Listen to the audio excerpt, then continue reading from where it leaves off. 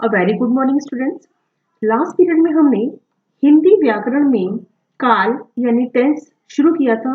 काल के प्रकार में हमने पहला प्रकार वर्तमान काल पढ़ लिया था। आई होप आपको वर्तमान काल अच्छे से समझ गया होगा। काल का दूसरा प्रकार है भूतकाल यानी कि पास्ट टेंस। तो आइए आज हम भूतकाल शुरू करते हैं। भूतकाल क्रिया के जिस रूप में कार्य की समाप्ति का बोध हो उसे भूतकाल कहते हैं। जैसे उसने रोटी खाई, लड़की ने पाठ पढ़ा। अब फिर से देखिए ये जो पिक्चर आपके सामने है, क्रिया का जो रूप उसका बीते हुए समय में होना बताए उसे भूतकाल कहते हैं, यानी जो काम पहले हो चुका है। अब यहाँ पिक्चर देखिए आपके सामने में 3 पिक्चर बनी हुई है। फर्स्ट पिक्चर देखिए, कल बस खराब हो गई थी। अब ये कब की बात कर रहे हैं? पास्ट टेंस की, यानी कल की, जो हो चुका है, जो बीत चुका है। कल यहाँ पे देखिए थी लगा हुआ है, मीन्स वो चीज हो चुकी है पहले, ठीक है। तो यहाँ पर बताया गया है कल बस खराब हो गई थी। अब दूसरी पिक्चर में देखिए, माँ ने कपड़े धोए। अब यानी वो काम हो चुका है, इसलिए वो पास्ट टेंस में, यानी वो भूतकाल कहलाया जाएगा, ठीक है। मीना पढ़ रही थी। अब यहाँ पे लास्ट उसमें ध्यान दीजिए, थी, धोए, थी। तो इसका क्या मतलब है? ये काम हो चुका है। यहाँ पर देखिए कल बस खराब हो गई थी, इस पिक्चर में गई थी, यानी कि वो काम हो चुका था, यानी वो भूतकाल की क्रिया है। माँ ने कपड़े धोए, धोए यानी कि काम हो चुका था। मीना पढ़ रही थी, यानी वह काम हो चुका था। काम बीते हुए समय में हुआ। ये तीनों जो काम हुए हैं वे काम बीते हुए समय में हुए, यानी यह जो बीते हुए समय है उसको हम बोलते हैं भूतकाल। ये सारी भी क्रियाएं कैसी है? भूतकाल की क्रियाएं हैं। ओके, अब यहाँ पर देखिए भूतकाल के भेद, जैसे कि वर्तमान काल के भी 3 प्रकार थे, उसी तरीके से भूतकाल के भी 3 प्रकार हैं। आइए अब इनके प्रकार देखते हैं। अब यहाँ पिक्चर देखिए, भूतकाल के 3 प्रकार हैं। सबसे पहला है सामान्य भूतकाल, दूसरा अपूर्ण भूतकाल और तीसरा पूर्ण भूतकाल। अब नीचे दिए गए वाक्यों को पढ़िए। सामान्य भूतकाल, सामान्य भूतकाल में कौन कौन सी क्रियाएं आती है? देखिए, मैं उन दानों को भुनवाकर खा गई। दूसरा, मंटू पुस्तक पढ़ता था। अब अपूर्ण भूतकाल की देखिए क्रियाएं कौन सी होती है? रजा साहब की सिर्फ सांस चल रही थी। दूसरा, मंटू पुस्तक पढ़ रहा था। अब पूर्ण भूतकाल की क्रियाएं, रात तक दिल की धड़कन दुगनी हो चुकी थी। और दूसरा इसका वाक्य देखिए, मंटू पुस्तक पढ़ चुका था। अब यहाँ तीनों में डिफरेंस देखिए कि सामान्य भूतकाल में उसने वो काम एक हो चुका है, ठीक है, खा गई, काम चल नहीं रहा है, ना वो रुका हुआ है। अब अपूर्ण भूतकाल, जैसा कि नाम से मालूम है कि अपूर्ण यानी कि वो कार्य पूर्ण नहीं हुआ, पूरा नहीं हुआ है। तो भूतकाल का है लेकिन वह काम पूरा नहीं हुआ। अब देखिए इसका सेंटेंस, रजा साहब की सिर्फ सांस चल रही थी। चल रही थी मतलब कि अपूर्ण, पूरी वह कार्य पूरा नहीं हुआ था, चल रही थी। पास्ट टेंस में है, भूतकाल में है, लेकिन वो कार्य अपूर्ण था। अब मंटू पुस्तक पढ़ रहा था, ये भी कार्य पूरा नहीं हुआ है, इसलिए इसको भी बोलेंगे अपूर्ण भूतकाल की क्रिया। अब जो तीसरा इसका प्रकार है पूर्ण भूतकाल, यानी कि रात तक दिल की धड़कन दुगनी हो चुकी थी, यानी वह कार्य पूर्ण हो चुका था। इस सेंटेंस में, इस वाक्य में यह क्रिया पूरी हो चुकी थी, इसलिए इसको हम पूर्ण भूतकाल में रखेंगे। अब इसका दूसरा वाक्य देखिए, मंटू पुस्तक पढ़ चुका था। अब इसमें भी यह कार्य पूरा हो चुका है, तो इसलिए हम इसको, इस क्रिया को किस में रखेंगे? पूर्ण भूतकाल में, ठीक है। अब आगे आइए इसको और अच्छे से समझते हैं। तो इसका जो पहला प्रकार है सामान्य भूतकाल, अभी आपके सामने में जो पिक्चर है वो देखिए, जिससे क्रिया, इसकी परिभाषा देखिए सामान्य भूतकाल की, जिससे क्रिया के विशेष समय का ज्ञान ना हो उसे सामान्य भूतकाल कहते हैं। यानी कि इस क्रिया का जो विशेष समय है वह इसमें पता नहीं चल रहा है, इसीलिए इसको सामान्य भूतकाल कहते हैं। उसने सामान लाया। अब उसने सामान लाया, कब लाया वो तो नहीं इसने बताया कि आज लाया, कल लाया या परसों लाया, तो ये किस में आएगा? सामान्य भूतकाल में। दूसरा वाक्य देखिए, वह दिल्ली गया।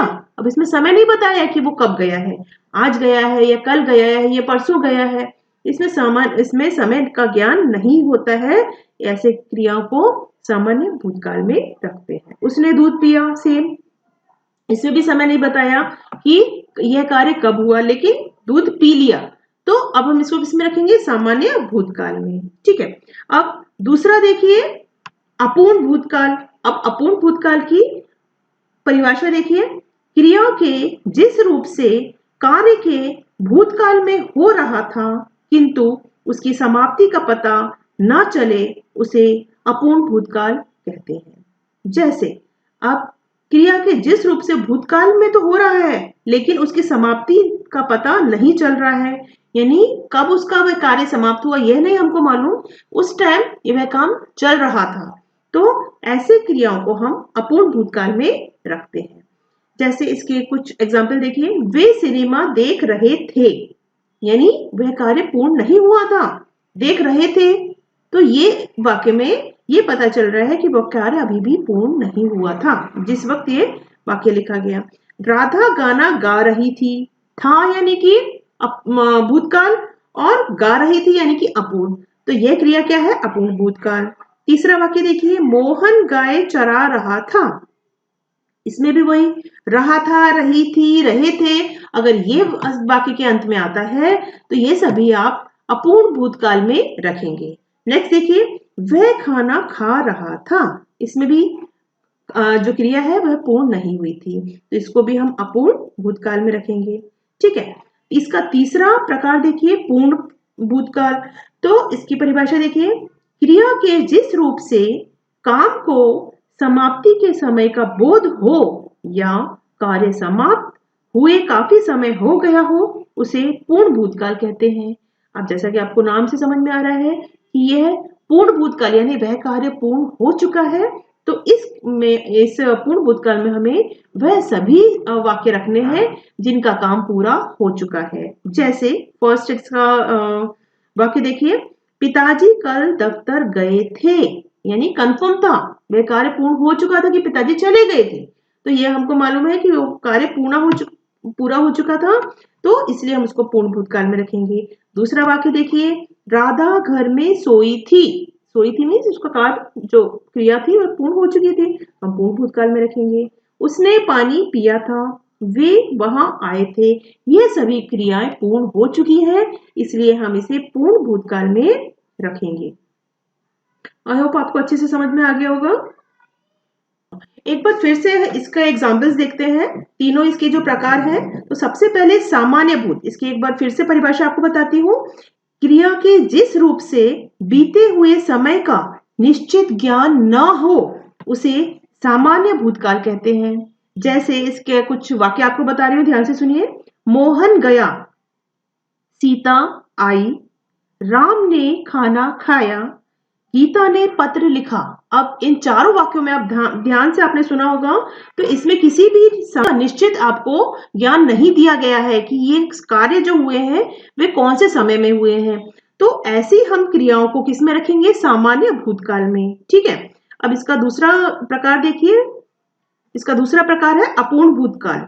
तो अपूर्ण भूतकाल की एक बार फिर से परिभाषा देखिए, क्रिया के जिस रूप से यह जाना जाए कि क्रिया भूतकाल में हो रही थी लेकिन उसकी समाप्ति का पता न चले, उसे अपूर्ण भूतकाल कहते हैं। अपूर्ण भूतकाल जैसे आपको नाम से समझ में आ रहा है, अपूर्ण यानी कि वह कार्य पूरा नहीं हुआ है।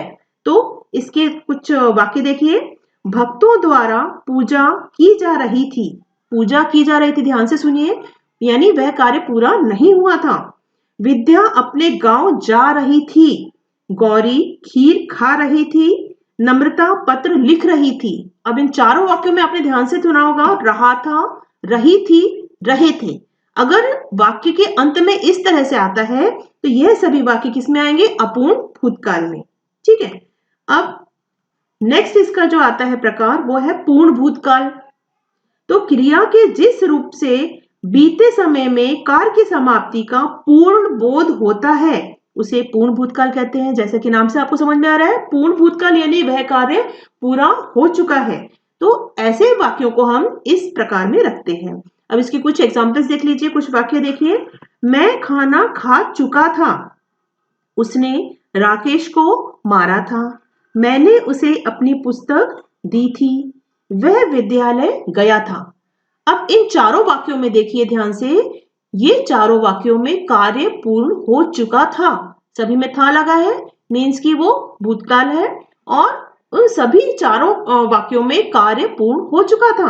तो ऐसे वाक्यों को हम पूर्ण भूतकाल में रखेंगे। आई होप आपको इसके भूतकाल और उसके सभी प्रकार अच्छे से समझ में आ गए होंगे। अब इसका काल का तीसरा जो प्रकार है वो है भविष्यकाल। वो हम नेक्स्ट पीरियड में कंटिन्यू करेंगे। तो आप इस वीडियो को आप अच्छे से दोबारा देखिए और अच्छे से समझिए, और जब भी आप स्कूल आएंगे तो मैं आपको ये सब चीज का रिवीजन लूंगी और सबसे पूछूंगी। Okay students, thank you, have a nice day.